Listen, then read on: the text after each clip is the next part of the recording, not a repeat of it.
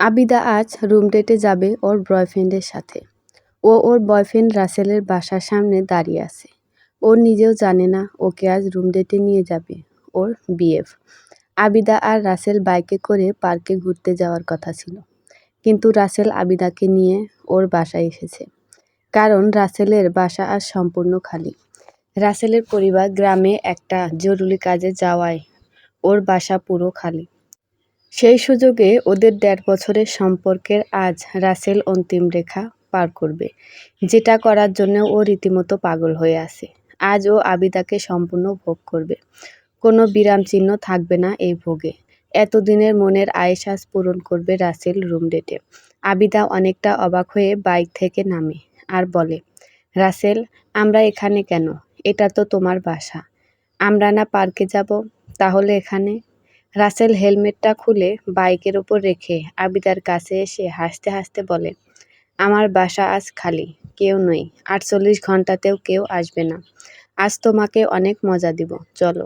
আবিদা ২ পা পিছিয়ে যায় আর ভয়াতুর কণ্ঠে বলে, মানে? সি সি, রাসেল, কি বলছো? বিয়ের আগে এসব বাজে কাজ? অসম্ভব, আমি ওরকম মেয়ে না। তোমার মতো মডার্ন মেয়ের মুখে এসব মানায় না। আর রাখো তোমার বিয়ে শাদী, আসো তো, আজ সইছে না। অসম্ভব, প্লিজ বাবু, আমাকে বাসায় দিয়ে আসো। তোমার ২টো পা ধরি, এই সর্বনাশ পাপ কাজ আমি করব না। প্লিজ আমাকে যেতে দাও, প্লিজ। ওই, আবিদা কেঁদে দেয় রাসেলের মুখে বিশ্রী গালি শুনে। প্রেম করছো, হাত ধরছো, ঘুরতে যাস, রেস্টুরেন্টে কফি খাস, আর এখন করতে চাইলেই দোষ। চল আমার সাথে, আজ তোকে তোর ইচ্ছার বিরুদ্ধে ভোগ করব। সে তো আরেক মজা। রাসেলকে এখন একটা পশুর চেয়েও খারাপ লাগছে। বিবেকহীন কুলাঙ্গার ছেলে লাগছে রাসেলকে। আবিদা খুব কান্না করছে, অস্থির হয়ে উঠেছে, ভয়ে গলা শুকিয়ে কাঠ। রাসেল এবার আবিদার সাথে জোরাজুরি শুরু করে। ওর চোখে মুখে কামুকতার উত্তেজনা স্পষ্ট। আবিদার হাত ধরে টেনে নিয়ে যাচ্ছে রাসেল। আবিদার এই গলির ভেতর আর কাউকে দেখছে না, কাউকে যে একটু সাহায্যের জন্য বলবে তাও পাচ্ছে না। সবই ওর পাপের ফল। আজ ও প্রেম ভালোবাসা না করলে নিজের বয়ফ্রেন্ডের কাছেই হয়তো ধর্ষিত হতে হতো না। আবিদাকে প্রায় রাসেল বিল্ডিংয়ের ভেতরে ঢুকে ফেলেছে। আবিদার চোখ অন্ধকার হয়ে আছে, সব আশা ভরসা শেষ। কারণ আবিদা বুঝে গেছে এই রাসেল কখনো ওর হবে না। এতদিন শুধু ওকে ভোগ করার জন্য ওর সাথে প্রেমের অভিনয় করেছে। আবিদা হারিয়ে যাচ্ছিল, কিন্তু হঠাৎই ও দেখে একজন টুপি আর পাঞ্জাবি পরা লোক হেঁটে যাচ্ছে। ও চিৎকার করে বলে, ভাইয়া, আমাকে একটু বাঁচান, আমার সর্বনাশ হয়ে যাচ্ছে। ভাইয়া, আমাকে বাঁচান প্লিজ। ভাইয়াই। লোকটা দাঁড়িয়ে যায়। রাসেল আবিদার মুখ চেপে ধরেন, যাওয়ার দিকে তাকায়। আবিদা অঝরে কাঁদছে। লোকটা বলিষ্ঠ এবং বেশ শক্তিশালীও দেখতে। সে রাসেলের দিকে তাকালো। রাসেল চোখ গরম করে বলল, এখান থেকে চুপচাপ চলে যা। এটা আমার এলাকা, একদম শেষ করে দিব।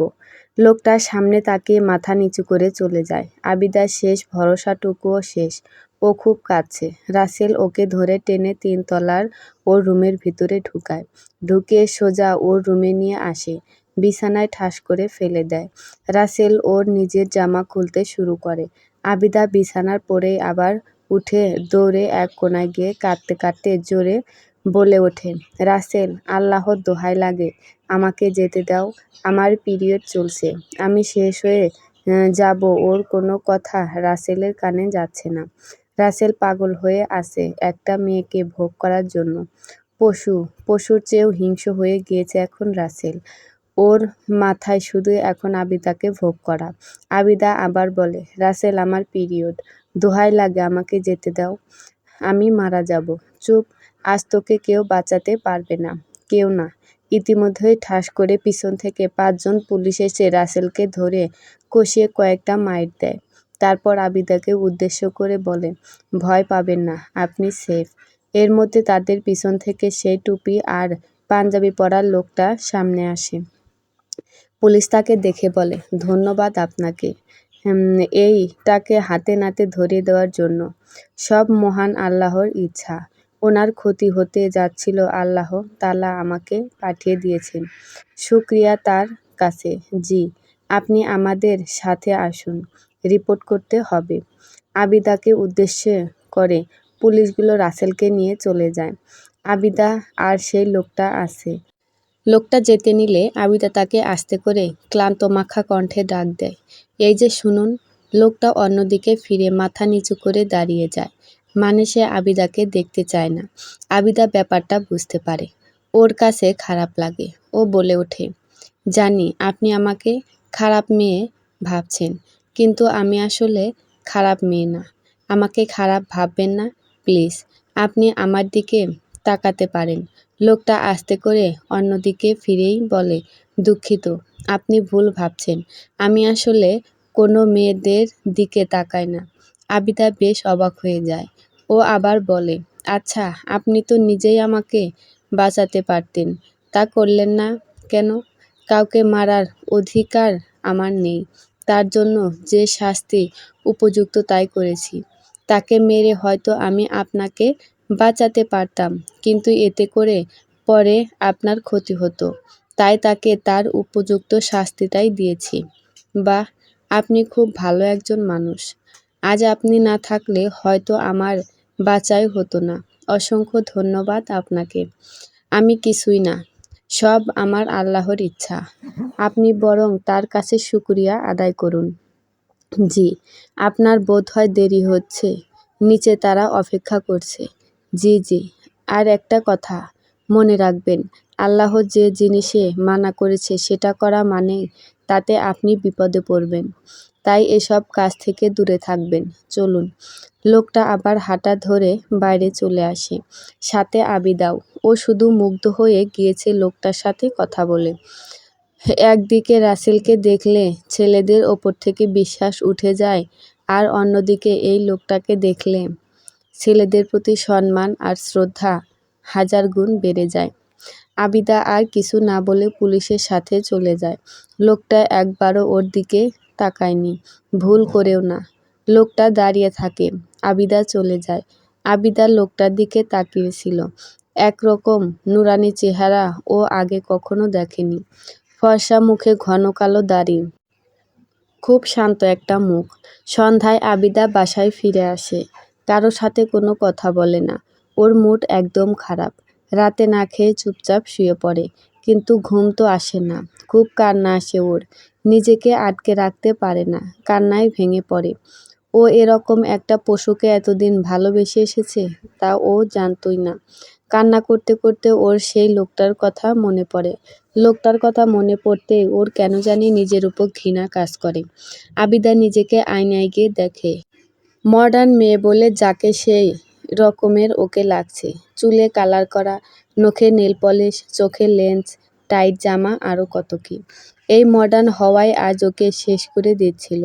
কিন্তু সেই ভদ্রলোক আজ না আসলে হয়তো ওকে আর খুঁজেও পাওয়া যেত না। হয়তো কাল সকালে কোনো নর্দমায় ওর লাশ পড়ে থাকতো।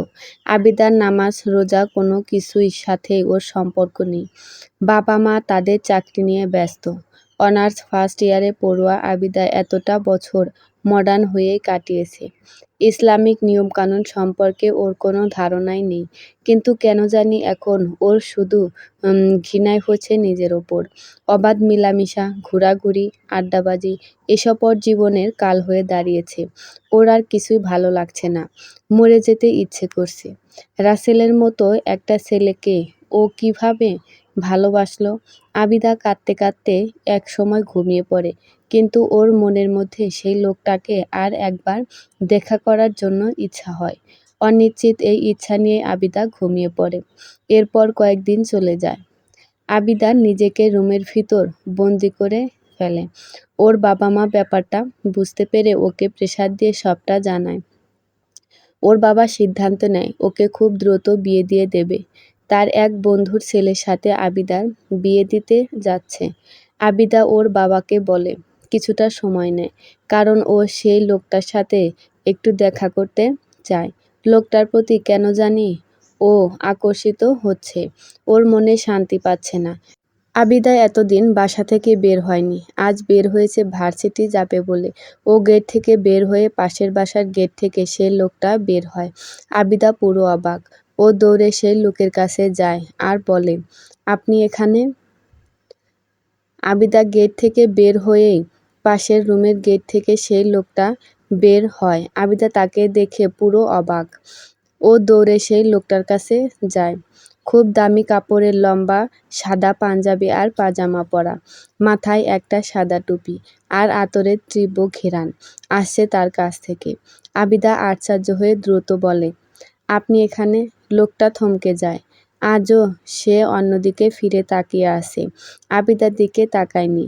সে আস্তে করে বলে, দুঃখিত, আমি আপনাকে চিনতে পারিনি। পারবেনও বা কিভাবে? আমার দিকে একবার তাকালে না চিনবেন? আচ্ছা যাই হোক, আমি বলছি, আমি সেই মেয়েটা যাকে আপনি একটা খারাপ ছেলের হাত থেকে বাঁচিয়েছেন, পুলিশে দিয়েছেন। মনে পড়েছে? জি পড়েছে। আপনি এখন ভালো আছেন তো? জি আছি। আমি এখন খুব খুশি, জানেন না কেন? আসলে আপনাকেই খুঁজছিলাম। এভাবে দেখা হবে ভাবিনি। আপনি কি এই বাড়িতে থাকেন? আজ সকালে এসেছি। বাহ, এটা আমার বাড়ি। আপনার আর আমার বাসা একদম পাশাপাশি। ও আচ্ছা, ভালো থাকবেন। আমি আসি, একটু কাজ আছে। আরে দাঁড়ান দাঁড়ান, আপনার নামটাই তো জানা হলো না। আপনার নাম কি? জি, সাদমান আহমেদ। বাহ, খুব সুন্দর নাম। আমি আবিদা চৌধুরী। আচ্ছা, তাহলে আমি আসি, ভালো থাকবেন। আসসালামু আলাইকুম। ওয়ালাইকুম আসসালাম। সাদমান চলে যায়। রীতিমতো ভাগে আর কি। আবিদা ঠিক বুঝতে পারছে সাদমান ওর সাথে কথা বলতে কমফোর্ট বোধ করে না। আবিদা সাদমানের চলে যাওয়ার দিকে তাকিয়ে থাকছে। নুরানি চেহারার এই লোকটাকে দেখলে আবিদা কেন জানি সব ভুলে যায়। একরকম পরহেজগার লোকের সংস্পর্শে আবিদা কখনো আসেনি। আতরের তীব্র ঘ্রাণটা এখনো ওর নাকে লেগে আছে। এ যেন মন ভোলানো ঘ্রাণ। আবিদা এরপর ভার্সিটিতে চলে আসে। ভার্সিটিতে আবিদার বেস্ট ফ্রেন্ড মহিমা আবিদাকে দেখে দ্রুত ওর কাছে ছুটে আসে আর অস্থির হয়ে বলে, দোস্ত তুই কই ছিলি? ফেসবুক, ফোন সব অফ। আর শুনলাম রাসেল নাকি থানায়। তুই ভালো আছিস তো? ক্যান্টিনে চল, বসে সব বলছি। আচ্ছা চল চল। এরপর আবিদা মহিমাকে সব খুলে বলে। মহিমা সব শুনে রাগে ভাবে বলে, বেশ হয়েছে, বাস্টারটাকে বেস্ট পানিশমেন্ট দিয়েছিস। আমি তো দেইনি, উনি দিয়েছে রে। খুব ভালো করেছে। ইস, উনি অনেক ভালো রে, অনেক বুদ্ধিমান সে। শুধু বুদ্ধিমান না, খুব পরহেজগার সে। আমি মুগ্ধ তাকে দেখে। সে যেন একজন সত্যিকারের পুরুষ। ইস, এমন একজন যদি জীবনসঙ্গী হতো রে, জীবনটা ভালো হয়ে যেত, তাই না দোস্ত? জানি না রে, রাসেলের মতো ছেলেও এই দুনিয়াতে আছে, আবার ওনার মতো মহৎ মানুষও আছে। সত্যি উনি ওই দিন না থাকলে আমি শেষ হয়ে যেতাম। বাদ দে ওই বাস্টারটার কথা। চল ক্লাস করবি। কতদিন হলো ক্লাস করিস না। চল। চল। ভালো লাগে না আর এই জীবনটা, কোথাও যেন কোনো শান্তি পাচ্ছি না, বুঝলি? বাবা আমার বিয়ে দিয়ে দিবে হয়তো খুব তাড়াতাড়ি। সে তো আরো ভালো। হাজবেন্ডকে নিয়ে ঘোরাঘুরি মজা করবি। ভালো লাগে না দোস্ত। জীবনের যেন কোনো মানে খুঁজে পাচ্ছি না। খুব খারাপ মনে হয় নিজেকে। আহ বাদ দে তো সব। চিল কর, আড্ডা মাস্তি কর, ভালো লাগবে। আর রোহানের জন্মদিন উপলক্ষে পার্টি আছে। আমাদের সবাইকে ইনভাইট করেছে, তোকেও যেতে বলেছে। তুই আর আমি যাচ্ছি, ওকে? ভালো লাগে না দোস্ত। না, তোকে যেতেই হবে, না হলে আমি যাব না। আচ্ছা যা, যাবো নে। Thank you. চল ক্লাসে যাই। এরপর আবিদা ক্লাসে চলে যায়। কিন্তু ক্লাসের লেকচার যেন ওর মাথায় ঢুকে না। সাদমানের কথায় কেন জানি ওর মাথায় ঘুরছে।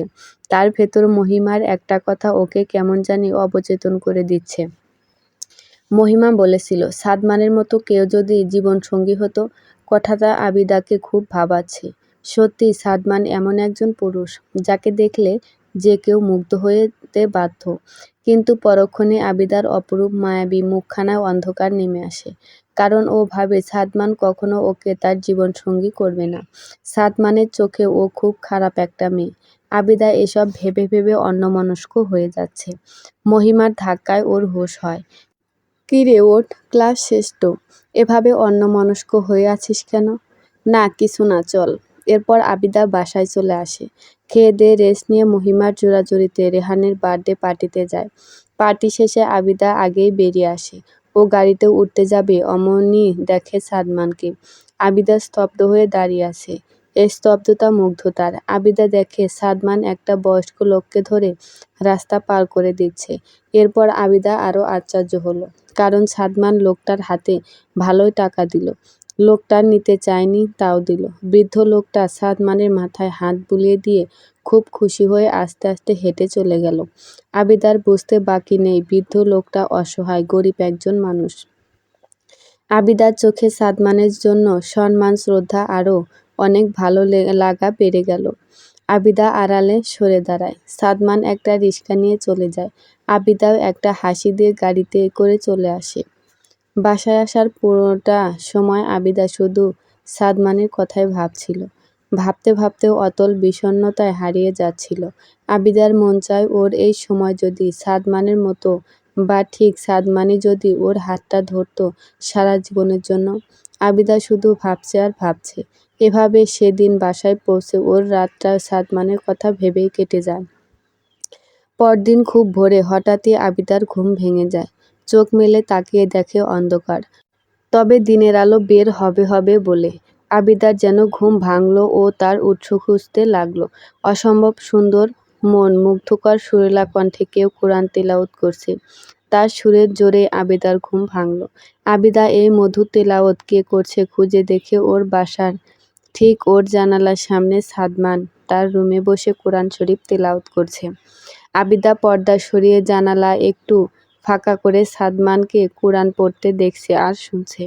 সাদমানের প্রতি টানে যেন আবিদার বুক ফাটিয়ে দিচ্ছে। আবিদার চোখ দিয়ে কেন জানি টপ টপ টপ টপ করে অশ্রু ঝরছে। আবিদা কাঁদছে আর সাদমানের কোরআন তেলাওয়াত শুনছে। এত মধুর তেলাওয়াত যেন আবিদা মন প্রাণ সব শান্ত হয়ে গিয়েছে। এভাবে প্রায় ৫-৬ দিন চলে যায়। আবিদা খুব ভোরে উঠে জানালার পাশে বসে সাদমানের কোরআন তেলাওয়াত শোনে। ও যেন এই মধুর সুরের মায়ায় পড়ে গিয়েছে। সাদমানের এই মধুর তেলাওয়াত না শুনলে আবিদার ভালো লাগে না। সব কিছু কেমন জানি লাগে। এভাবে আবিদার দিন যাচ্ছিল আর ও সাদমানের প্রতি ক্রমশ দুর্বল হচ্ছিল। ভালো লাগা, ভালোবাসা আর অনেক সম্মানে পরিণত হচ্ছিল। কিন্তু হঠাৎ একদিন আবিদা, অনেক দিন হয়েছে আর না, কাল আমার বন্ধু ছেলে তোকে দেখতে আসবে, তুই রেডি থাকিস। আবিদা মুহূর্তেই যেন আকাশ থেকে পড়ে। তাহলে সাদমান? ও তো সাদমানকে ছাড়া থাকতে পারবে না। অসম্ভব। আবিদা ওর বাবার কাছে গিয়ে অসহায়ভাবে বলে, বাবা, আমি তোমাকে অনেক সম্মান করি এবং ভালোবাসি, কিন্তু আমি তোমার বন্ধু ছেলেকে বিয়ে করতে পারবো না। কি? কেন? রাগী কণ্ঠে। কারণ আমি একজনকে অনেক ভালোবেসে ফেলেছি। এবার আমি কোনো খারাপ ছেলেকে ভালোবাসিনি। বাবা, আমি তাকে ছাড়া বাঁচব না। আমার তাকে চাই চাই সারা জীবনের জন্য। আবিদা, আমার মান সম্মান সব তোর ওপর। তুই কি বলছিস? আমি আমার বন্ধুকে কথা দিয়েছি, আর তুই এর মধ্যে কাকে ভালোবেসেছিস? অনেক রেগে গিয়ে, শান্ত হও আবিদার বাবা। বাবা, তুমি যদি তাকে একবার দেখো, তুমি চোখ সরাতে পারবে না। মা, সে এত পরহেজগার, সে যেন আল্লাহর খুব কাছের। আমি তার সাথে আমার জীবনটা জড়াতে চাই। তার আলোতে আমার অন্ধকার জীবনকে আলোকিত করতে চাই। আমাকে একটা সুযোগ দাও। একবার তার সাথে আমার কথা বলো। আমি তাকে ছাড়া অন্য কাউকে বিয়ে করতে পারবো না। কখনো না। এটা কি তোর শেষ কথা আবিদা? হ্যাঁ। তাহলে জোর করে হলেও আমি আমার বন্ধু ছেলের সাথে তোর বিয়ে দিব। তাহলে আমিও আমার জীবন দিয়ে দিব। হয় উনি, না হয় কেউ না। আবিদা চিৎকার করে, তোমরা শান্ত হও। কি বলছিস আবিদা এসব? আচ্ছা যা, তোর পছন্দের ছেলের সাথে তোকে বিয়ে হবে। আবিদার মা, দেখো, মেয়ে যেখানে খুশি থাকবে সেখানে ওর বিয়ে দিতে হবে। ওর মতের বাইরে বিয়ে দিলে ও কখনো শান্তি পাবে না। আমার কোনো মূল্যই নেই তোমাদের কাছে। বাবা, আছে, কোটি কোটি বার আছে। বাবা প্লিজ একবার দেখা করো। আচ্ছা বল কে? আমাদের পাশের বিল্ডিংয়ে, মানে হাবিব আঙ্কেলের বাড়িতে একজন হুজুর টাইপ ছেলেকে দেখেছো? সব সময় পাঞ্জাবি টুপি পরে থাকে। হ্যাঁ, সে তো বেশ এলেমদার, খুব ভালো একটা ছেলে। সেদিন আমাকে সালাম দিয়েছে। ওর চেহারায় নুরানি একটা ভাব আছে। খুব শান্তি পেয়েছি ওর সাথে একটু কথা বলে। তাহলে ওই এলেমদার ছেলেকে তুই পছন্দ করিস? হ্যাঁ বাবা, তাহলে আর চিন্তা করিস না, ওর সাথে তোর বিয়ে হবে। আজ রাতে আমি আর তোর মা ওর বাসায় যাব, দেখি ওর বাবা মা কি বলে। আশা করি না করবে না। Thank you, thank you, thank you so much বাবা, অনেক খুশি হয়েছে। হয়েছে, যাও, তোমরা বাবা মেয়েরা পারো। রাতে আবিদা অধীর আগ্রহে বসে আছে সোফাতে। সেই ৮টায় গিয়েছে ওর বাবা মা, এখন 10টা বাজে, কিন্তু এখনো আসেনি তারা। আবিদা অস্থির হয়ে আছে, কেমন এক আশ্চর্য উত্তেজনা কাজ করছে। আবিদা এদিক ওদিক হাঁটাহাঁটি করছে। হঠাৎই কলিং বেল বেজে ওঠে। আবিদা দৌড়ে দরজা খুলে। আবিদা দেখে ওর বাবা মার মুখে কোনো হাসি নেই, একদম ফ্যাকাশে হয়ে আছে। আবিদার হৃদয় স্পন্দন ক্রমশ বেড়ে চলছে, অজানা এক ভয়। ওর বাবা মা সোফায় এসে দুম করে বসে পড়ে। আবিদার দরজা দিয়ে দ্রুত তাদের সামনে এসে কিছু বলবে, তার আগে ওর বাবা বলে ওঠে, দেখ মা, তুই সাদমানকে ভুলে যা। কাল আমার বন্ধুর ছেলের সাথে তোর বিয়ে ফাইনাল করে আসবো। আবিদা স্তব্ধ হয়ে যায়। ও কি বলবে বুঝতে পারছে না, তাও নিজেকে সামলে বলে, কেন, কি হয়েছে? সে না করে দিয়েছে? না করার আর কিছু নেই। তুই নিজেই সাদমানকে বিয়ে করতে চাবি না? মানে কি বলছো বাবা? আমি কিছু বুঝতে পারছি না। মা, আবিদা, তুই কি সাদমানের সব জানতি? কি জানবো মা, বলো। চুপ করে আছো কেন? বলো। বাবা, তুমি বলো, প্লিজ চুপ করে থেকো না, বলো। সাদমানের 5 বছরের একটা মেয়ে আছে। জোরে কি? আশ্চর্য হয়ে আবিদা ঠাস করে সোফার ওপর বসে পড়ে। ওর নিজের কানকে বিশ্বাস হচ্ছে না। ও কি ঠিক শুনল? সাদমানের একটা মেয়ে আছে, তাও 5 বছরের? আবিদার মা উঠে এসে আবিদার পাশে বসে, ওর মাথায় আস্তে করে হাত বুলিয়ে দেয়। আবিদা কাঁদছে, নিঃশব্দে কাঁদছে। আবিদার মা বলে, সাদমান আজ থেকে 6 বছর আগে বিয়ে করে। ওর স্ত্রী বাবুকে জন্ম দেওয়ার সময় খুব অসুস্থ হয়ে পড়ে।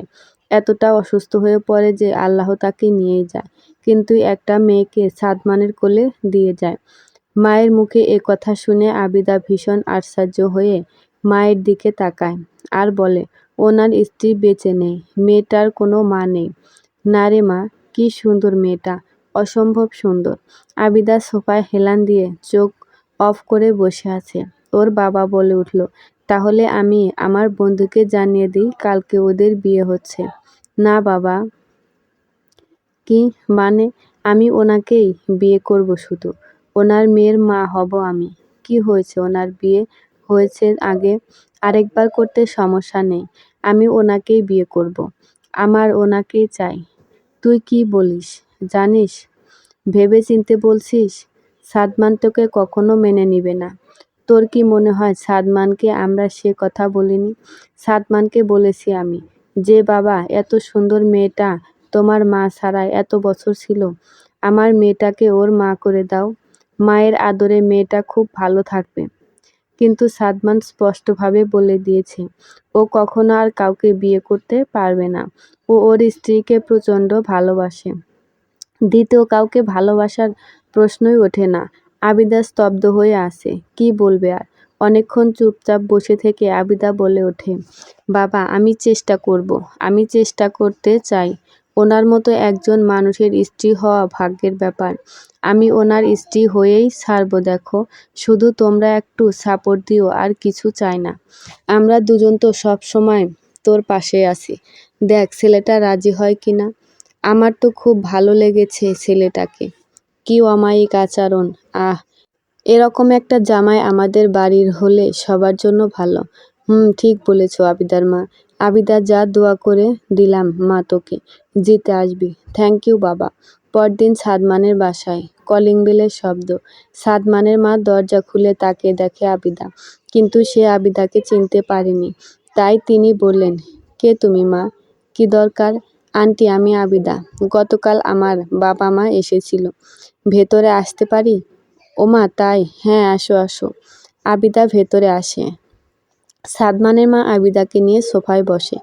বসে তিনি আবিদাকে ধরে ভালো করে দেখে বলে, ইস, তুমি তো অনেক সুন্দরী, একদম একটা পরীর মতো। আমার নাতনির মতো তুমি, মাশাআল্লাহ। কি যে বলেন না আন্টি, আঙ্কেল বাসায় নেই? তোমার আঙ্কেল তো বেঁচে নেই। সাদমান আমার একমাত্র ছেলে, ওই আমার সব।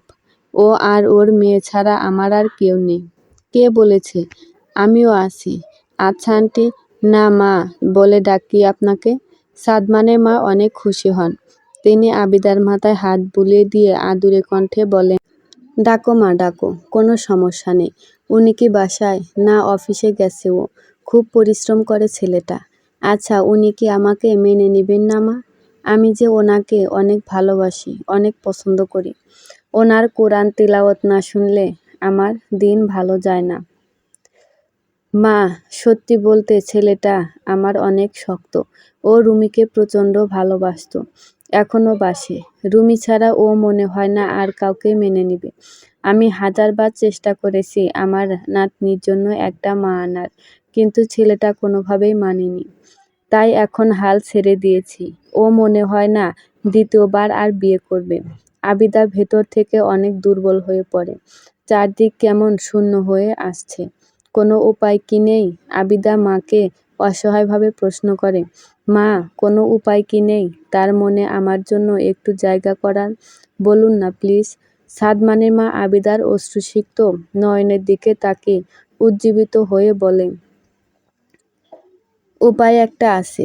আবিদা অনেক খুশি হয়ে বলে, কি মা? সাদমানের সবচেয়ে বড় দুর্বলতা হলো আমার নাতনি। তুমি যদি ওর বন্ধু, ওর প্রিয় হতে পারো, তাহলেই হয়তো আমার ছেলেটার জীবনে জায়গা করে নিতে পারবে। মা, আমি তাহলে তাই করব। লাগলে আমি কখনো মা হব না। ওনার মেয়েই হবে আমার মেয়ে, আমার আপন মেয়ে। তাও ওনাকেই আমার চাই। যাক, তাহলে আমার ছেলেটার একাকিত্ব যাবে, আর নাতনিটাও এত সুন্দরী একটা মা পাবে। মা, ওনার মেয়ের নাম কি? জান্নাত। ওর বাবাই রেখেছে। ও কই? জান্নাতের সাথে একটু দেখা করি। ও তো এখন ঘুমাচ্ছে। আসো, ওকে দেখবে। একদম পরীর মতো আমার জান্নাত মামুনিটা। সাদমানের মা আবিদাকে নিয়ে জান্নাতের রুমে যায়। গিয়ে তিনি বলেন, ওই যে ঘুমিয়ে আছে আমাদের জান্নাত। আবিদা আস্তে আস্তে করে জান্নাতের কাছে যায়। আবিদা জান্নাতকে দেখে স্তব্ধ। এ স্তব্ধতা মুগ্ধ তার। জান্নাত অসম্ভব সুন্দর একটা মেয়ে। আবিদা ওর জীবনে এরকম অসম্ভব সুন্দর বাচ্চা মেয়ে কখনো দেখেনি। ঘন কালো চুল, বড় বড় পাপড়ি, দুধের মতো গায়ের রং। এ যেন সত্যিই জান্নাত। আবিদা অপলক দৃষ্টিতে জান্নাতের দিকে তাকিয়ে আছে। ওর চোখে অজান্তেই পানি চলে গেছে। প্রচণ্ড মায়া হচ্ছে জান্নাতকে দেখে। এইটুকু মেয়ে মা ছাড়া 5টা বছর পার করেছে। আবিদা কাঁদতে কাঁদতে বলে, মামুনি, তোমার আম্মু চলে এসেছে। আজ থেকে আমরা মা আর মেয়ে মিলে অনেক মজা করব। আমাদের কেউ আলাদা করতে পারবে না, কেউ না। আল্লাহ আমাকে শুধু তোমার জন্য পাঠিয়েছেন। জান্নাতের পরী তুমি, আমার জান্নাত। আসলেই এই দুধের শিশুটার একটা মায়ের দরকার ছিল রে।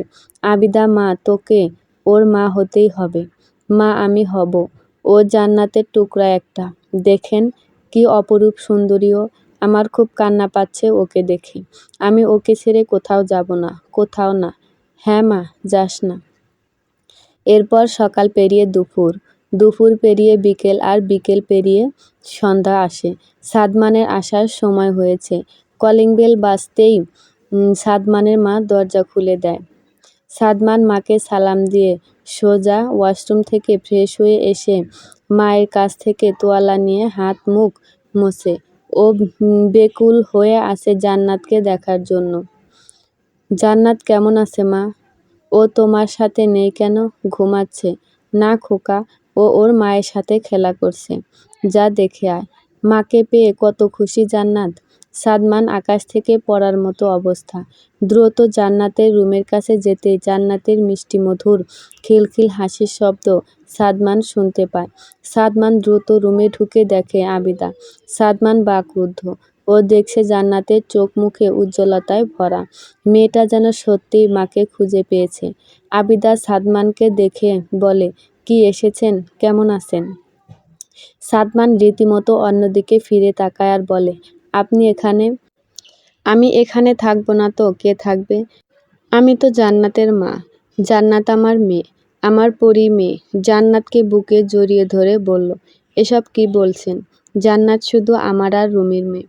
আপনার কেন হতে যাবে? বললেই জান্নাতকে কোলে তুলে নেয় সাদমান। জান্নাত বাবার কোলে উঠে বলে, আব্বু, আমি আম্মুর কাছে যাব। আমার আম্মু আছে। আম্মু অনেক ভালো। আম্মুর সাথে খেলবো। নিচে নামাও। সাদমান অবাক। মেয়েকে নিচে নামিয়ে দেয়। মেয়ে সুন্দর গিয়ে আবিদাকে জড়িয়ে ধরে। আবিদাও জান্নাতকে বুকে জড়িয়ে ধরে আর সাদমানের দিকে তাকিয়ে হাসে আর বলে, এই দুধের শিশুটার মায়ের প্রয়োজন। মায়ের ভালোবাসা, আদর, স্নেহের প্রয়োজন। ওকে এ থেকে আলাদা করবেন না। আর কান খুলে শুনে রাখুন, ও আমারও মেয়ে আজ থেকে। আমি আপনাকে ছাড়া আর কাউকে বিয়ে করব না। আর জান্নাতকেও আমি কখনো ছাড়ব না। এখন আপনি ভাবুন, জান্নাতকে কষ্ট দিবেন নাকি আমাকে বিয়ে করবেন? সাদমান কি করবে, কি বলবে কিছুই বুঝতে পারছে না। সাদমান বলে ওঠে, জান্নাত, মা এদিকে আসো। উনি তোমার আম্মু না। আব্বুর কাছে আসো মা। আব্বুকে আদর দাও। না, এটা আমার আম্মু। আম্মুর সাথে খেলবো। তুমি যাও তো।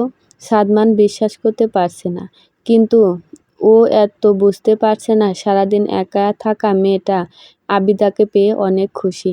আবিদা জান্নাতের সাথে খেলা করছে, মজা করছে। জান্নাত খিলখিল করে হাসছে। সাদমান নিরাশ হয়ে বাইরের ড্রয়িং রুমে এসে সোফায় বসে।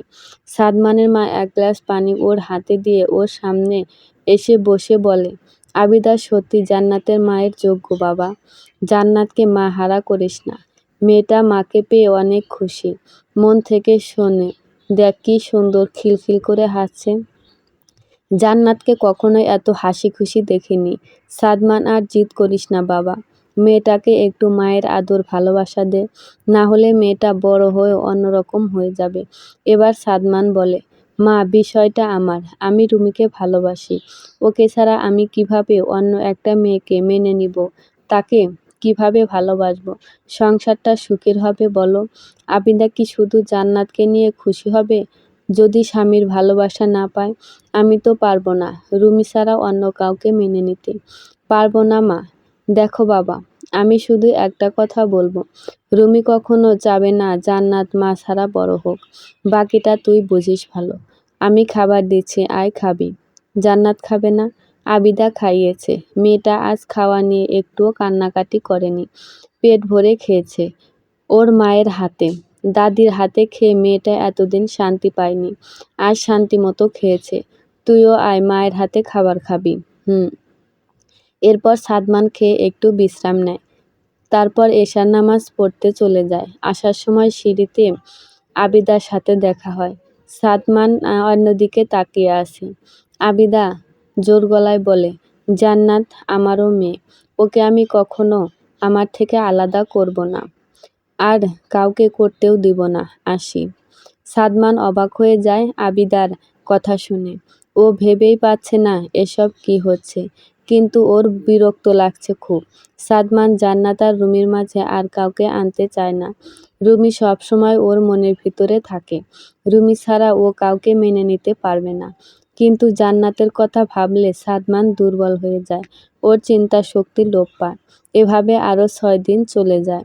জান্নাত এখন আবিদাকে আম্মুই বলে ডাকে। সারাদিন আম্মু আর আম্মু। সাদমানের চেয়ে পরী জান্নাত এখন তার আম্মুকেই বেশি ভালোবাসে। সাদমান কেন জানি মানতে পারছে না। ও খুব বিরক্ত হয়ে উঠেছে। আর পারছেই না। তাই এই যে শোনেন, আপনার সাথে আমার কিছু কথা আছে। অন্যদিকে ফিরে আবিদা জান্নাতকে ঘুম পাড়িয়ে দিয়ে চলেই যাচ্ছিল। অমনি সাদমান তাকে ডাক দিল। আবিদা তো বেজায় খুশি। ও ভাবছে সাদমান বোধহয় এবার ওকে মেনে নিবে। আবিদা খুশি হয়ে বলে, জি জি বলুন। আপনি কাল থেকে আর আমার বাসায় আসবেন না দয়া করে। জান্নাতের মা শুধু রুমি, আর কেউ না। আপনি রুমির জায়গা কখনো নিতে পারবেন না। আপনাকে আমি আর আমার বাসায় দেখতে চাই না। আর কখনো আসবেন না। আর যদি আসেন আমি এ বাসা ছেড়ে দিব। এ কথা শুনে আবিদা আর নিজেকে ধরে রাখতে পারে না। কান্নায় ভেঙে পড়ে। সাদমানের মাও পিছনে দাঁড়িয়ে সব শোনে। আবিদা কাঁদতে কাঁদতে বলে, ঠিক আছে, আর কখনো আপনি আমাকে দেখতে পাবেন না। চলে যাচ্ছি বলেই কাঁদতে কাঁদতে চলে গেল আবিদা। আবিদা চলে আসার পর আর সাদমানের বাসায় যায়নি। ওর নিজেকে একদম রুমে বন্দি করে চাপা কষ্ট, সারাক্ষণ কান্না করে। খাওয়া দাওয়া সব বন্ধ। বাবা মা জোর করেও পারেনি। আবিদা জান্নাত আর সাদমানকে ছাড়া থাকতে পারছে না। দম বন্ধ হয়ে আসছে ওর, কিন্তু কিছুই করতে পারছে না। অন্যদিকে সাদমান পড়েছে মহাবিপদে। কোনোভাবেই এই বিপদ থেকে বের হতে পারছে না। জান্নাত সারাক্ষণ আম্মু আম্মু করছে। কান্না করতে করতে অবস্থা খারাপ। কোনোভাবে জান্নাতকে কন্ট্রোল করতে পারছে না।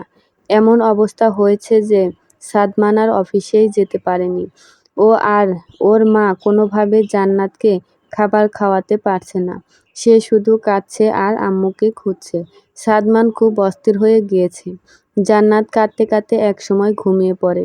এখন প্রায় সন্ধ্যা। কোনোভাবেই জান্নাতকে একটু খাবার খাওয়াতে পারেনি কেউ। মেয়েটা কাঁদতে কাঁদতে চোখ ফুলিয়ে ফেলেছে। সাদমানের বেসুমার কষ্ট হচ্ছে জান্নাতের এই অবস্থা দেখে। ও মেয়েকে এভাবে না দেখতে পেরে ড্রয়িং রুমে সোফায় গিয়ে মাথায় হাত দিয়ে বসে। অনেক সূরা কালাম পড়ে ফু দিয়েছে, তাও মেয়ে শান্ত হয়নি। তার আবিদা চাই। তার মায়ের কোল চাই, তার মায়ের স্পর্শ চাই, তার মায়ের আদর চাই।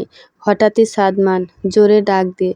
সাদমান লাফিয়ে উঠে মায়ের জোরালো ডাক শুনে।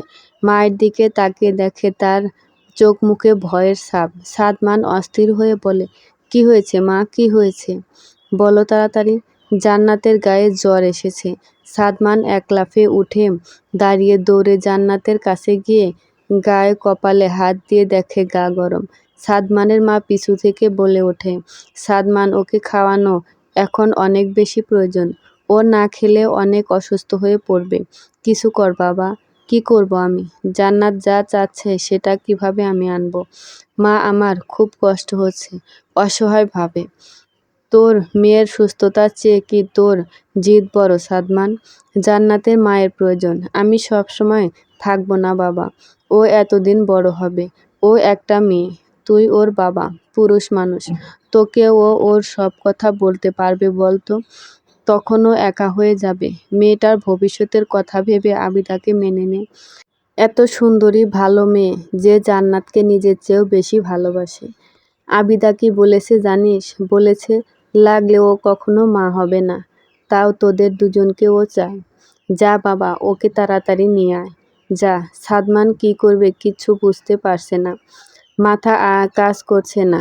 কোনো রাস্তাও খুঁজে পাচ্ছে না। সাদমান আবার জান্নাতের গায়ে কপালে হাত দিয়ে দেখে জ্বরটা বাড়ছে। না, আর পারছে না সাদমান। ও উঠে অস্থির হয়ে সোজা আবিদার বাসায় চলে যায়। আবিদার বাসায় গিয়ে কলিং বেল দিতে আবিদার মা দরজা খুলে তিনি সাদমানকে দেখে ভীষণ অবাক। সাদমান তাকে চিন্তিত গলায় সালাম দেয়। আসসালামু আলাইকুম। কি হয়েছে বাবা? তোমার এই অবস্থা কেন? কে আছে আবিদার মা? আরে সাদমান, তুমি? কি হয়েছে বাবা? তোমার সব ঠিক আছে? তোমাকে এরকম লাগছে কেন? কি হয়েছে? আঙ্কেল, জান্নাত ওনাকে ছাড়া সে কোনোভাবেই খাবে না। গায়ে জ্বর এসে গেছে। দয়া করে একটু তাকে ডেকে দিন। কি বলো কি বাবা? আবিদাও সারাদিন না খেয়ে রুমে বন্দি হয়ে বসে আছে। দাঁড়াও, আমি এক্ষুনি ডেকে নিয়ে আসছি। কিছুক্ষণ পর আবিদার রুম থেকে দৌড়ে আসে বাইরে, গেটের কাছে। আবিদার অবস্থা খুব খারাপ। সাদমান এক পলক শুধু ওকে দেখে। আবিদা এসে বলে, কি হয়েছে? কি হলো বলুন? অনেক চিন্তিত কণ্ঠে। জান্নাত খুব অসুস্থ হয়ে পড়েছে। সারাদিন কিছু খায়নি। আপনাকে খুঁজতে। আপনি একটু আসুন। আবিদা রীতিমতো সাদমানকে ধাক্কা দিয়ে সরিয়ে দ্রুত সাদমানের বাসায় চলে যায় অস্থির হয়ে। সাদমান বাকরুদ্ধ হয়ে যায়। ও দ্রুত ওর বাসার দিকে ফেরে। এসে দেখে জান্নাত ঘুম থেকে উঠে গেছে। আবিদা আর জান্নাত দুজনে কান্না করছে একে অপরকে জড়িয়ে ধরে। থাক, পরীটা আমার কান্না করে না। এই যে আম্মু চলে আসছি, আর কখনো যাব না।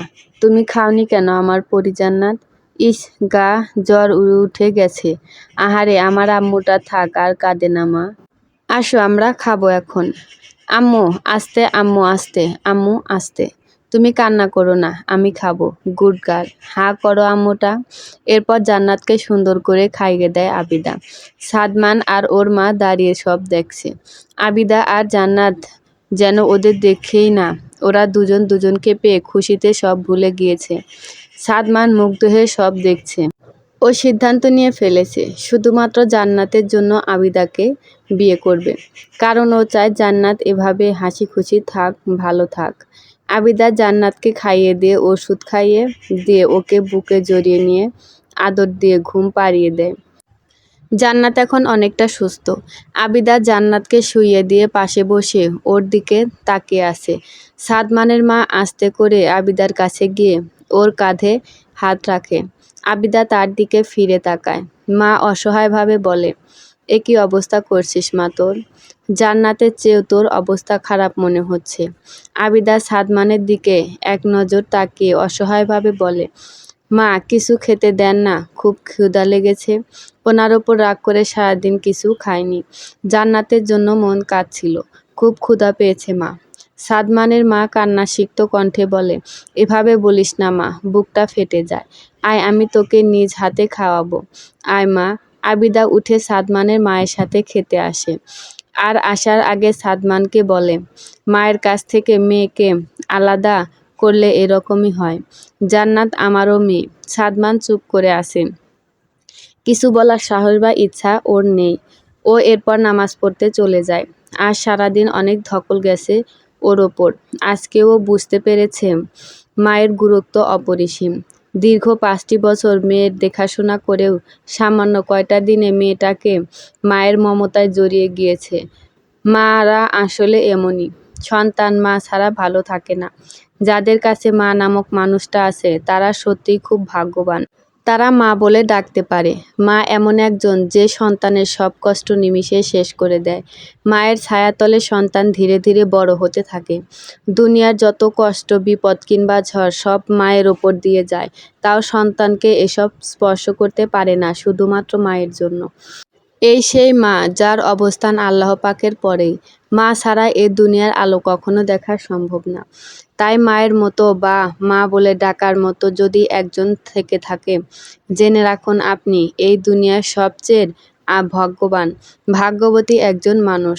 মা পাগল হলেও সন্তানকে নিজের সাথে বেঁধে রাখে। একথা ভাবলে চোখের জল আর আটকানো যায় না। সেই মায়ের মনে যদি কেউ বিন্দু পরিমাণ আঘাত করে, তার জীবন ধ্বংস হতেও অনিবার্য। মা বাবা উভয় প্রধান, তাদেরকে তিল পরিমাণ কষ্ট দেওয়া মানে আল্লাহকে কষ্ট দেওয়া। তাই আমরা এ কাজ থেকে সবাই বিরত থাকব। বাবা মাকে সবসময় আগলে রাখব। মনে রাখতে হবে, আজ আমি যা সব ওই আল্লাহ আর আমার বাবা মার জন্য। না হলে আমার অস্তিত্বই থাকতো না। সাদমান জান্নাতের দিকে তাকিয়ে বসে আছে। রুমির মতো হয়েছে একদম। কিন্তু আবার আশ্চর্য হলেও সত্যি যে আবিদার সাথেও অনেক মিল আছে জান্নাতের। দুধের মতো গায়ের রং দুজনার।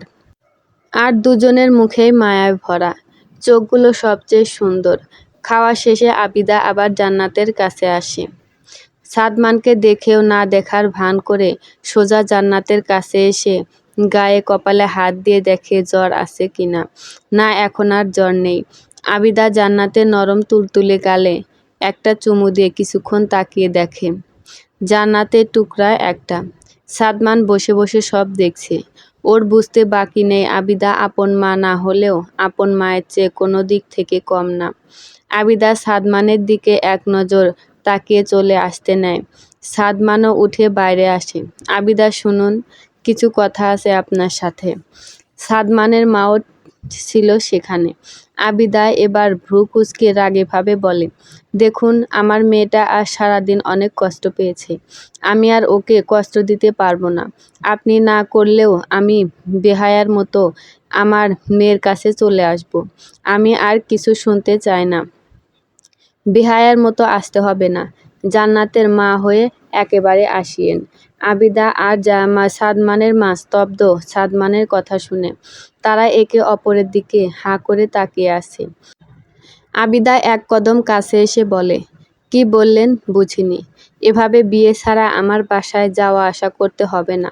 ব্যাপারটা ঠিক না। তাই কাল আপনাকে বিয়ে করে জান্নাতের মা করে একবারে এই বাসায় নিয়ে আসব। আবিদা প্রচণ্ড খুশি আর অবাক হয়ে প্রশ্ন করে, আপনি কি সত্যি বলছেন, নাকি আমি স্বপ্ন দেখছি? জি, সত্যি বলছি। জান্নাতের মা হওয়ার সব যোগ্যতা আপনার আছে। আবিদা সাদমানের মায়ের কাছে গিয়ে বলে, ও মা, তুমিও কি শুনেছ উনি আমাকে বিয়ে করবে? আমি জান্নাতের মা হব। তুমি শুনেছ? কাঁদতে কাঁদতে সাদমানের মাও খুশিতে চোখের জল ছেড়ে দিয়ে মাথা নাড়িয়ে হ্যাঁ বলে। আবিদা তাকে জড়িয়ে ধরে খুশিতে। হঠাৎই সাদমান বলে ওঠে, কিন্তু আমার কিছু শর্ত আছে, যা না মানলে এ বিয়ে সম্ভব না। আবিদা সাদমানের সামনে এসে ভয়াতুর কণ্ঠে বলে, কি শর্ত? আপনাকে সম্পূর্ণ ইসলামিক নিয়মকানুন মেনে চলতে হবে। মডার্ন কোনো কিছু করা বা পড়া যাবে না, মানে খোলামেলাভাবে চলাফেরা করা যাবে না। আমি জানি আপনি পারবেন না, তাও এই শর্ত না মানলে আমি রাজি। লাগবে না আমার ওই নরকের জীবন। এখানে কোনো শান্তি পাই না আমি। আমার শান্তি আপনারা। আমি সব শর্তে রাজি। তবে আমারও যে একটা শর্ত আছে। কি শর্ত? আপনি আমাকে ঠিক আপনার মতো পরহেজগার বানাবেন।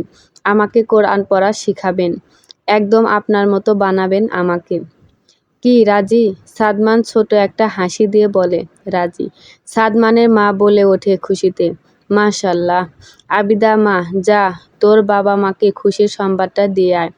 গিয়ে বল পাথর গলে গিয়েছে, হা হা। আবিদা খুশিতে মাকে জড়িয়ে ধরে। তারপর দ্রুত বাসায় চলে যায় এবং গিয়ে সব বলে। এরপর দিন সত্যি সত্যি আবিদার সাদমানের বিয়ে হয় সম্পূর্ণ ইসলামিক নিয়মে। আবিদার বাবা সাদমানকে তাদের বাসায় এসে থাকতে বলে, কিন্তু সাদমান সম্পূর্ণ নাখোশ। সে তার বাসায় আবিদাকে নিয়ে থাকবে। সে যা আয় করে তাতেই সবার আনন্দ চলে যাবে। আবিদা আজ অসম্ভব খুশি। আজ ওর খুশি আজ হিসাবের বাইরে। জান্নাতের মতো একটা মেয়ের মা হওয়ার স্বপ্ন ওর সেই বুঝে ওঠার পর থেকেই ছিল। আর সাদমানের মতো আল্লাহর ইবাদতকারী স্বামীকে পাওয়া তো সবচেয়ে বড় ভাগ্যের ব্যাপার। আবিদার খুশি যেন আর শেষ হচ্ছে না। ও সাদমানের রুমে অনেক অজানা ইচ্ছা আর স্বপ্ন নিয়ে বসে আছে, অপেক্ষা শুধু সাদমানের। আবিদার মাথায় হাজারো চিন্তা লাটিমের মতো ঘুরপাক খাচ্ছে। মাঝে মাঝে উত্তেজনায় উৎফুল্ল হচ্ছে।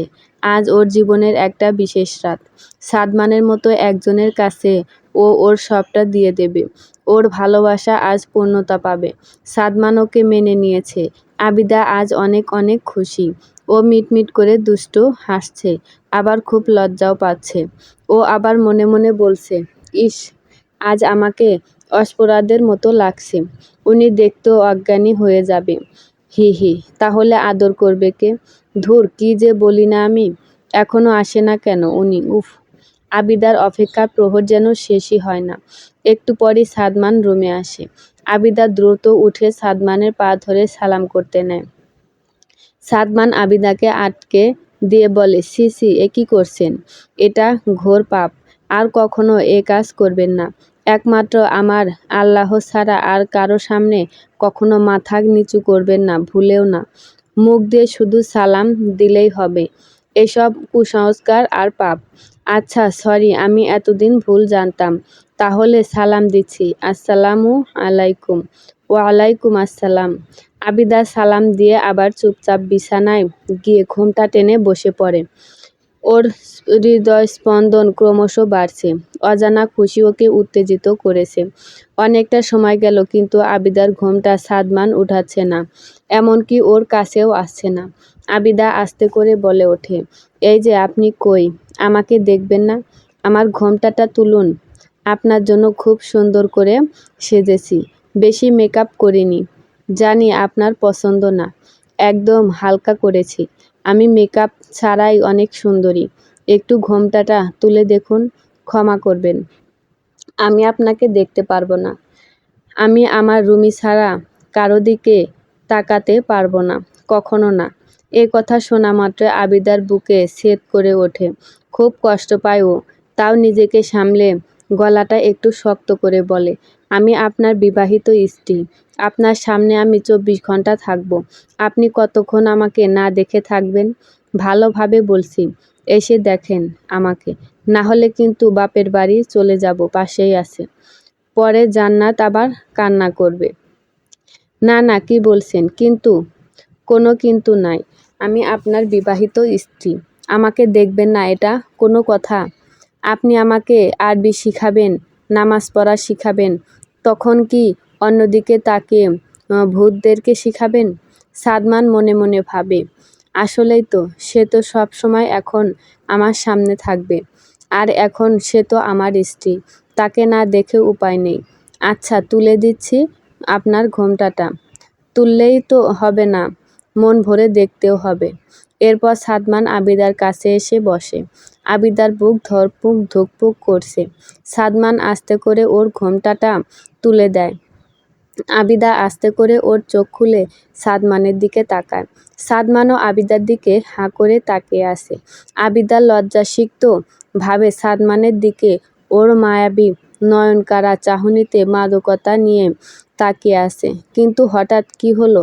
সাদমান আস্তে করে উঠে দাঁড়িয়ে অন্যদিকে চলে গেল। আবিদার ঠাস করে ঘোর ভেঙে যাওয়ায় ও উঠে সাদমানের পিছনে গিয়ে দাঁড়ায়। ও আস্তে করে বলে, কি ব্যাপার, চলে এলেন যে? সাদমান কিছুক্ষণ পর একটা দীর্ঘ নিঃশ্বাস ছেড়ে বলে, রুমি আমার জীবনের প্রথম মেয়ে, আমার প্রথম ভালোবাসা, আমার স্ত্রী, আমার জান্নাতের মা। বিয়ের আগে কখনো আমি ওকে দেখিনি বা দেখতেও চাইনি। বিয়ের সেদিন রাতে ও কালো একটা বোরকা পরেছিল, আপনার মতোই বসেছিল। সেদিন আমি যে কতটা নার্ভাস ছিলাম না বলার বাইরে। আমি আস্তে করে ওর সামনে বসি। ও সেদিন প্রথম আমার সামনে, একমাত্র ওর বাবা ছাড়া শুধু আমার সামনে ওর নাকাব তোলে। বিশ্বাস করবেন না, আমি মনে হয় জান্নাতের কোনো অস্পরাকে আমার সামনে দেখি। ওকে কখনো কেউ দেখেনি। একটা অপরিচিত পুরুষের চোখ ওর ওপর কখনো পড়েনি। সেই দিন প্রথম আমি ওকে দেখে ওর মায়ায় পড়ে যাই, ভালোবেসে ফেলি। আমি সেই দিন কতক্ষণ ওকে দেখেছি জানি না। ওর চোখ দিয়ে সেদিন অশ্রু ঝরছিল, যেমনটা আমারও। আমরা সত্যি হারিয়ে গিয়েছিলাম একে অপরের মাঝে। ও সেই আমার রুমি। আমার রুমির শেষ চিহ্নটুকু হলো জান্নাত। ওকে দেখলে আমার রুমির কথা মনে পড়ে। আর আজ আপনাকেও দেখে আমার রুমির কথা মনে পড়ল। আমি রুমিকে ছাড়া মনে হয় কাউকে ভালোবাসতে পারবো না। হয়তো স্বামীর অধিকারটুকু আমি কখনো আপনাকে দিতে পারবো না। কিন্তু আপনার প্রতি আমার যে বাকি দায়িত্ব আছে তা আমি যথাযথ পালন করব। আপনি প্লিজ কষ্ট পাবেন না। আমি এর জন্য বিয়ে করতে চাইনি। খুব ভালোবাসেন রুমি আপুকে এখনো? জি, নিজের থেকেও অনেক বেশি। আচ্ছা, কোন সমস্যা নেই। আমার শরীর আপনাকে স্পর্শ করতে হবে না, আমি কখনো বলবো না। আমার শুধু একটাই চাওয়া, আমাকে আপনার মতো পরহেজগার বানিয়ে দিয়েন। আর রোজ সকালে আপনার মধুর কণ্ঠে কোরআন তেলাওয়াত শুনতে দিয়েন। অবশ্য দিব। ঘুরে তাকিয়ে, এ কি, আপনি কাঁদছেন খুশিতে? আচ্ছা, আর একটা শেষ জিনিস চাইতে পারি? আর কখনো কিছু চাবো না। কি? আমাকে দয়া করে তুমি বলবেন। আমি তো আপনার স্ত্রী, আমি আপনাকে আপনি করেই বলবো। আচ্ছা? আবিদা, আমাকে ক্ষমা করো। আমি রুমির ভালোবাসাকে ভুলতে পারবো না। না না, কোনো সমস্যা নেই।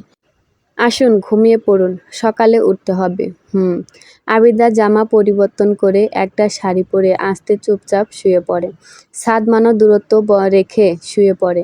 আবিদা অন্যদিকে ফিরে শুয়ে আছে। চোখ দিয়ে টপ টপ করে অশ্রু গড়িয়ে পড়ছে। থামার কোনো নাম নেই। এই কষ্ট কাউকে বোঝানো যাবে না কখনো। স্ত্রী সব পারে, কিন্তু স্বামীর স্পর্শ ছাড়া তার বুকে মাথা না রেখে ঘুমাতে পারলে সে কখনো শান্তি পায় না। আবিদার মনেও কোনো শান্তি নেই। বুকটা ফেটে যাচ্ছে, কিন্তু কিছু করার নেই। আবিদা এটাই ওর ভাগ্য মেনে নেয়। স্বামীর সুখ ওর কপালে নেই। জান্নাতকে আঁকড়ে ধরেই ওর জীবনটা পার করতে হবে হয়তো।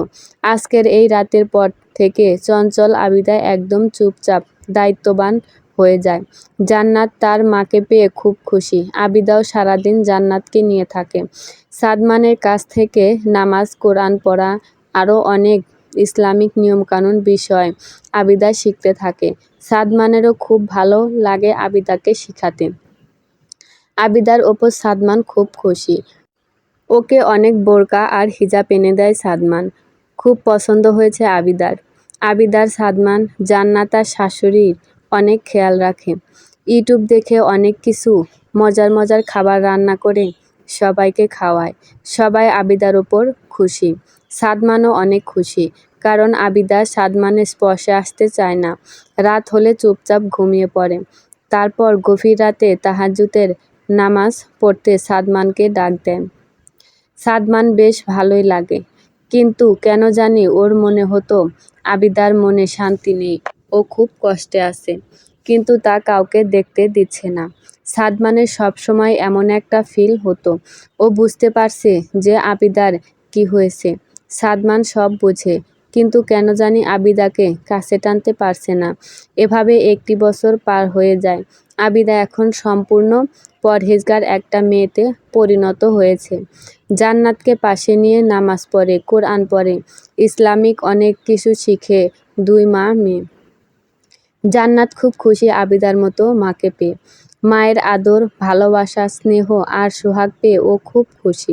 আম্মু ছাড়া সে কিছুই বোঝে না। কিন্তু এসবের মধ্যে একজন ভালো নেই।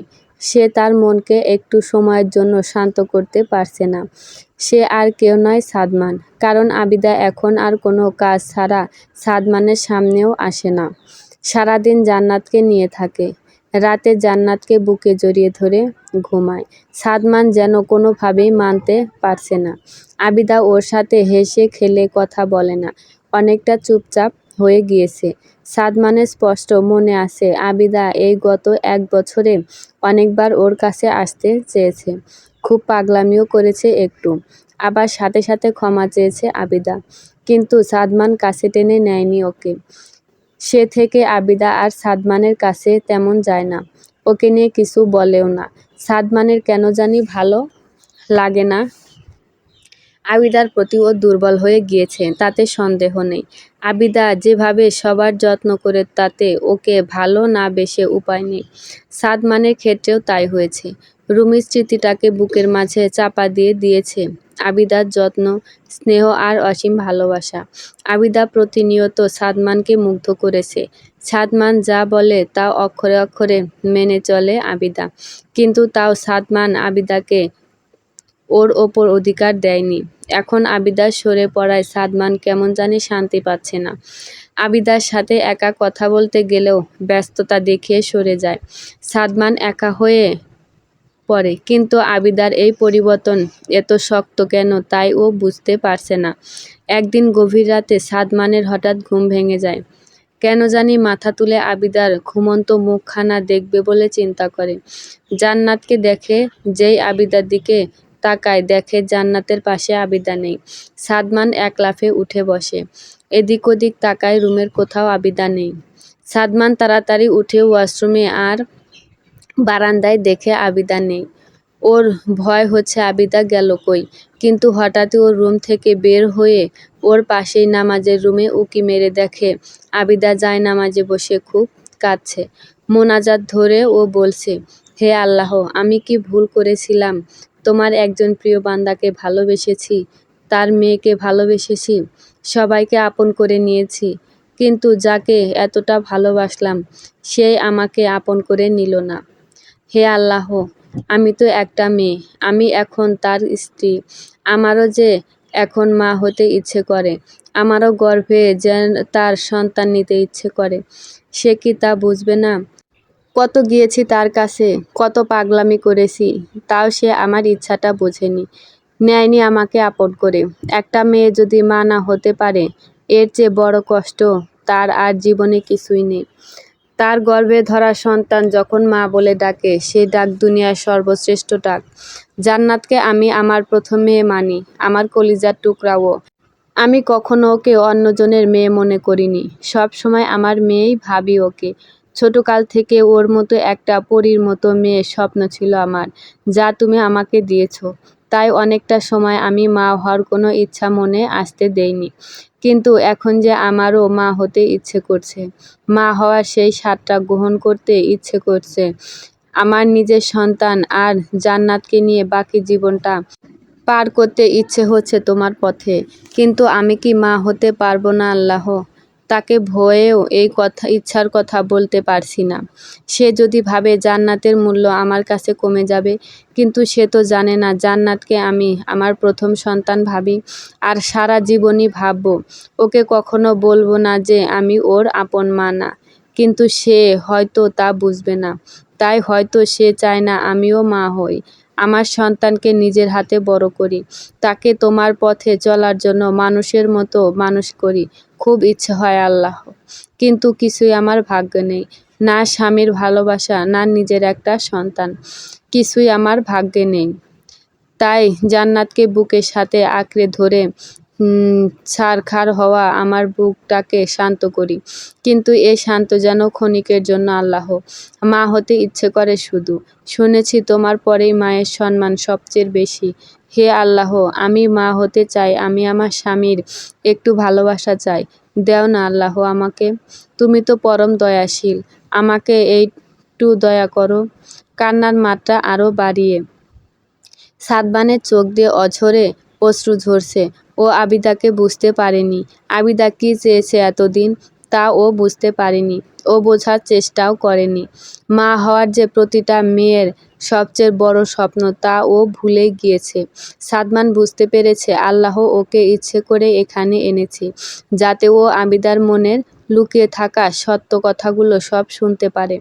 কারণ একজন বান্দা আর সবার সাথে পারলেও আল্লাহর সাথে তার সামনে কখনো মিথ্যা বলতে পারে না।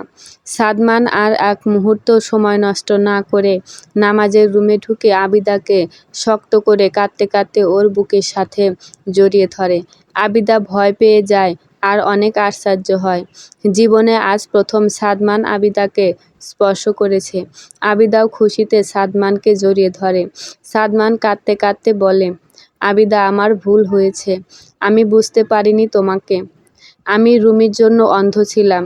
তোমার প্রতি আমার অবহেলা যে তোমাকে এত কষ্ট দিয়েছিল তা আমি বুঝতে পারিনি। আজ আল্লাহ আমাকে সব বুঝিয়ে দিল। তোমার সব মনের কথা আমি শুনেছি। তোমার সব ইচ্ছা আমি পূরণ করব। আবিদা, তুমি মা হবে, আমাদের সন্তান হবে। আর কখনো অবহেলা করব না। দয়া করে আমাকে মাফ করে দাও। তুমি মাফ না করলে আল্লাহ কখনো আমাকে মাফ করে না। আবিদা সাদমানের দিকে তাকিয়ে কাঁদতে কাঁদতে বলে, সি সি, কি বলছেন? আমি একটুও রাগ নাই আপনার ওপর। মাপ তো সেই কবেই করে দিয়েছি। আপনাকে চোখের সামনে দেখি এই অনেক। শুধু একটু আপনার ভালোবাসা আর আমাদের সম্পর্কের একটা চিহ্ন চাই। আমাদের সন্তান। আমি কখনো জান্নাতকে তিল পরিমাণ কম ভালোবাসবো না। ও আমার কাছে জান্নাতের টুকরা। সত্যি বলছি, ওদের দুজনের মাঝে কখনো ভেদাভেদ হবে না। সব শুনেছি আমি আবিদা। তুমি যা চাবে ঠিক তাই হবে। আবিদা সাদমানকে জড়িয়ে ধরে অঝরে কাঁদতে কাঁদতে বলে, খুব ভালোবাসি আপনাকে, খুব। আপনারাই আমার সব। আপনাদের ছাড়া আমি শূন্য। আবিদা, আর আপনি নয়, আজ থেকে তুমি করে বলবো। এরপর সময়টা অনেক দ্রুত চলে যায়। আবিদার জীবনে সেদিন রাতের পর থেকে অনেক বড় একটা পরিবর্তন আসে। ওর মনে হয় আল্লাহ যেন ওকে ঝুড়ি ভরে অনেক সুখ দিয়েছে। আবিদা সারাক্ষণ আল্লাহর কাছে শুকরিয়া আদায় করে। তাও কম মনে হয় ওর কাছে। হ্যাঁ, আবিদার সব ইচ্ছা পূরণ হয়েছে। ও মা হয়েছে। আল্লাহ ওকে একটা ছেলে সন্তান দিয়েছে। জান্নাত ওর ভাইকে পেয়ে মহা খুশি। আর আবিদা খুশি তার স্বামী, মেয়ে আর ছেলেকে পেয়ে। আর ওদের চারজনকে দেখে সবচেয়ে বেশি খুশি সাদমানের মা। আর সেই সাথে শেষ হলো ওদের অসমাপ্ত গল্প। কারণ জীবন কখনো থেমে থাকে না, সে চলবে। আমাদের ভালো কর্ম আমাদেরও জান্নাত দিবে। আসুন সবাই আল্লাহর পথে চলি, জীবনটাকে সুন্দর করি। কারণ জান্নাত এত সুন্দর, যার কিঞ্চিৎ পরিমাণ দুনিয়াতে দেওয়া মাত্র। সমাপ্ত।